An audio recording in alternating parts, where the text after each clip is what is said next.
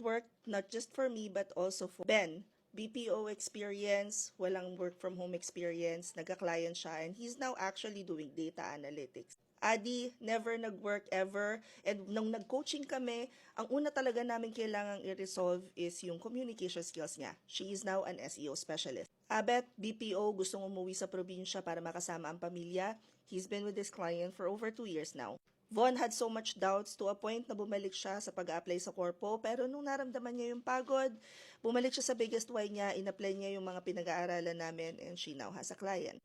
Jean, never pang nag-work from home and got her first client at $50 an hour. Prey, estudyante nung mag-join sa training ko, and she actually works as an operations manager now. She's also the inspiration bakit meron tayong top VIP all access pass because nag-join talaga siya sa lahat ng classes na ino-open namin.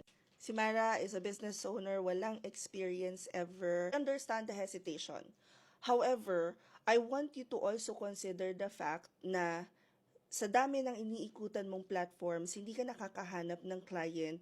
Could it be na meron kang kailangang gap na i-check or skill difference?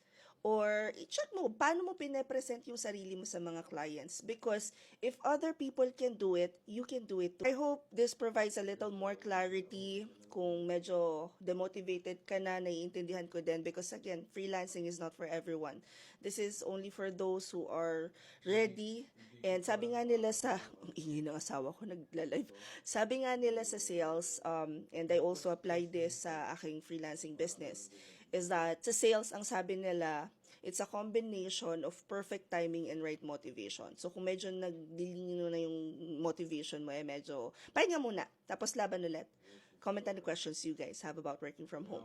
Follow for more work from home chismis. Bye!